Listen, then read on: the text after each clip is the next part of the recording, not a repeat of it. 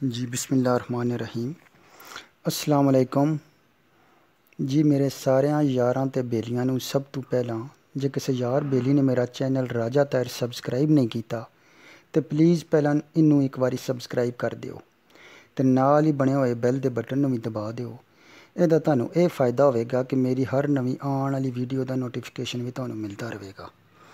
ਜੀ ਦੋਸਤੋ, ਅੱਜ ਮੈਂ ਤੁਹਾਨੂੰ ਇਹ ਦੱਸਾਂਗਾ ਕਿ ਪੁਰਾਣੇ ਵਕਤਾਂ ਦੇ ਵਿੱਚ ਵਾਹੀ ਬੀਜੀ ਕਰਨ ਦਾ ਕੀ ਤਰੀਕਾਕਾਰ ਸੀ, ਜ਼ਮੀਨ ਕਿਵੇਂ ਤਿਆਰ ਹੁੰਦੀ ਸੀ।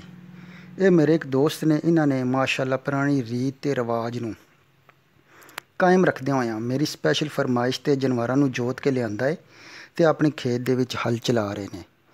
ਦੋਸਤੋ, ਇਹੀ ਸਾਡਾ ਜ਼ਮੀਨਦਾਰੀ ਕਰਨ ਦਾ ਪੁਰਾਣਾ ਤਰੀਕਾਕਾਰ ਸੀ, ਜਦੋਂ ਟਰੈਕਟਰ ਤੇ ਹੋਰ ਜ਼ਰੀ ਆਲਾਤ ਵਗੈਰਾ ਇਤਨੇ ਚੋਖੇ ਨਹੀਂ ਸਨ ਹੁੰਦੇ। ਦੋਸਤੋ, ਹਕੀ ਤੇ ਸੱਚੀ ਗੱਲ ਹੈ ਕਿ ਅੱਜ ਵੀ ਅਸੀਂ ਉਸ ਵੇਲੇ ਨੂੰ ਯਾਦ ਕਰਦੇ ਹਾਂ ਜਿਹੜਾ ਸਾਡਾ ਮਾਣ ਤੇ ਤਰਾਣ ਸੀ ਤੇ ਅੱਲਾਹ ਤਾਲਾ ਦੀ ਜ਼ਾਤ ਨੇ ਹੱਥਾਂ ਦੇ ਨਾਲ ਮਿਹਨਤ ਕਰਨ ਵਾਲਿਆਂ ਦੇ ਕੰਮਾਂ ਵਿੱਚ ਬਹੁਤੀ ਬਰਕਤ ਵੀ ਰੱਖੀ ਸੀ।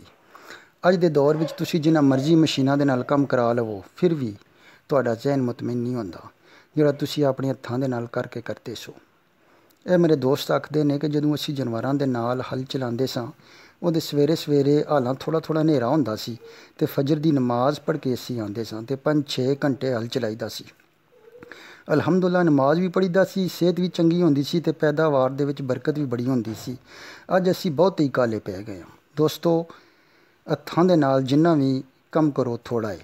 ਸਾਨੂੰ ਇਹੀ ਸਬਕ ਮਿਲਦਾ ਹੈ ਕਿ ਹੱਥਾਂ ਦੇ ਨਾਲ ਕਰ ਮਜ਼ਦੂਰੀ ਤੇ ਖਾ ਚੂਰੀ, ਇਹਦੇ ਵਿੱਚ ਸਿਹਤ ਵੀ ਹੈ, ਬਰਕਤ ਵੀ ਹੈ ਤੇ ਬੱਚਤ ਵੀ। ਚੰਗਾ ਦੋਸਤੋ, ਫਿਰ